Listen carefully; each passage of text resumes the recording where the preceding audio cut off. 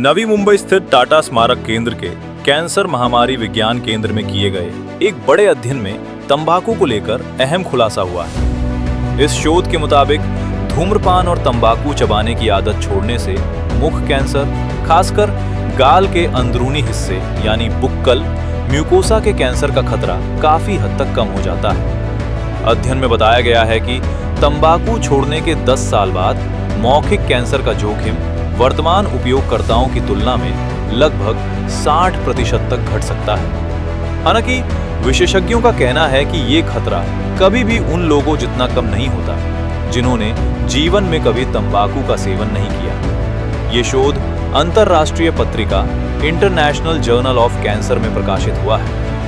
विशेषज्ञों के अनुसार भारत में तंबाकू चबाने वालों की संख्या बढ़ी है और मुख कैंसर के अधिकतर मामलों में तंबाकू प्रमुख कारण पाया गया है।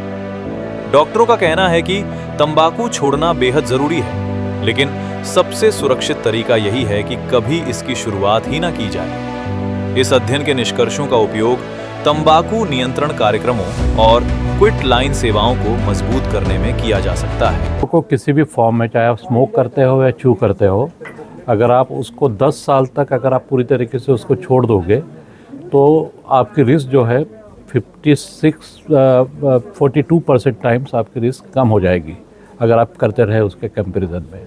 10 साल के बाद, 5 साल के बाद रिस्क कम नहीं होगी और उसके पहले 5 साल के पहले अगर आपने किया तो भी कम नहीं होगी। 10 साल के बाद आपकी रिस्क जो है कम होगी। पर एक बात ध्यान रखने की है कि ये जो रिस्क कम होती है ये कभी भी अप्रोच नहीं करती है नेवर स्मोकर से नेवर च्यूअर्स को। तो जो कभी भी जिसने लाइफ टाइम में कभी भी च्यू नहीं किया, कभी भी स्मोक नहीं किया, उसके कंपैरिजन में ये रिस्क हमेशा ज़्यादा रहेगी।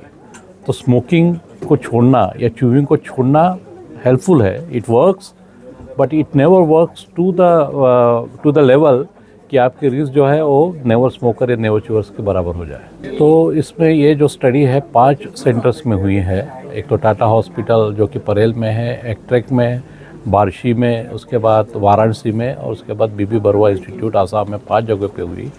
2300 के आसपास बकल म्यूकोसा कैंसर के केसेस थे और करीब करीब 2300 के आसपास ही इतने कंट्रोल्स थे।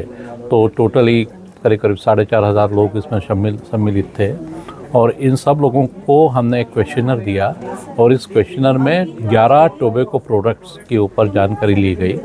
ये भी डिटेल में जानकारी ली गई कि वो प्रोडक्ट्स आपने कब छोड़ा, कब तक खाया, कब उसकी शुरुआत की और कब इसको छोड़ा। तो जिन्होंने छोड़ा और जिन्होंने नहीं छोड़ा उसको हमने कंपेयर किया। तो जो केसेस थे बकल म्यूकोसा के कैंसर के, जो जिन्होंने कुछ ने तो खाया पर कभी भी छोड़ा नहीं, कुछ केसेस थे जिन्होंने खाया और कुछ दिनों के बाद छोड़ दिया।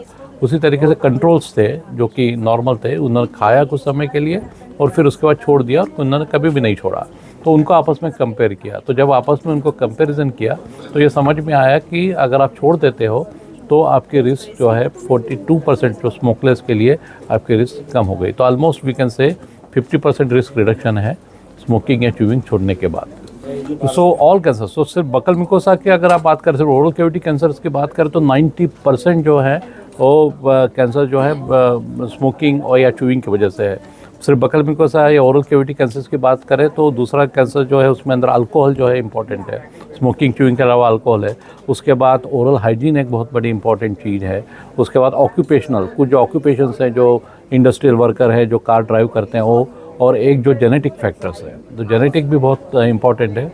तो जिसमें जेनेटिक ससेप्टिबिलिटी ज़्यादा है और अगर आप च्यू करते हो तो आपको कैंसर अर्ली होगा। आपको 10 साल पहले, वो हमने बताया था पिछले कॉन्फ्रेंस में कि 10 साल पहले अगर आपका जेनेटिक ससेप्टिबिलिटी ज़्यादा है और आपका च्यू भी आप कर रहे हो तो आपको कैंसर यंग एज में होगा। कुल ये जो है ये सबसे मतलब ख़राब चीज़ है कि हम इसको प्रमोट करें क्योंकि एक फॉर्चुनेटली इंडिया में, मैंने जैसे अपने इसमें भी कहा प्रेजेंटेशन में कि इंडिया में जो 2 कैंसर्स है, ओरल कैंसर्स और सर्वाइकल कैंसर्स, ये कैंसर ऐसे हैं जो पूरी तरीके से ख़त्म किए जा सकते हैं। ओरल कैंसर्स को आप प्राइमरी प्रिवेंशन से कर सकते हो और सेकेंडरी प्रिवेंशन मतलब स्क्रीनिंग से कर सकते हो। उसी तरीके से सर्वाइकल कैंसर्स जो है अवेयरनेस, जेनेटल हाइजीन और HPV वैक्सीनेशन जो है उससे आप ख़त्म कर सकते हो। तो और जो पर फिर भी क्योंकि मार्केट फोर्सेस रहते हैं, इंडस्ट्री रिवन ये चीज़ें हैं और वो प्रमोट करने की पूरी कोशिश करते हैं। अब हमारा किस तरीके से हम अच्छे अवेयरनेस फैलाएं लोगों को, ये बिहेवियर चीज़ है। और बिहेवियर की सबसे अच्छी बात यह है कि एक बार अगर ये चीज़ जहन में बैठ गई, अगर एक बार बिहेवियर आपका हो गया कि हम लोग सही खाते हैं, ये अच्छी आदत नहीं है, तो ये जनरेशन्स फिर आपको कुछ करने की ज़रूरत नहीं है। बहुत जल्दी करीब करीब अगर आपने खाया 7 साल के अंदर आपको रिस्क जो है बढ़नी शुरू हो जाती है। यह है कि आप टोबैको खाए मत कभी भी। इसको टोबैको या अल्कोहल, ये 2 चीज़ें बड़ी बुरी है। न सिर्फ ओरल कैविटी कैंसर्स, कई प्रकार के कैंसर्स और दूसरी बीमारियाँ होती हैं।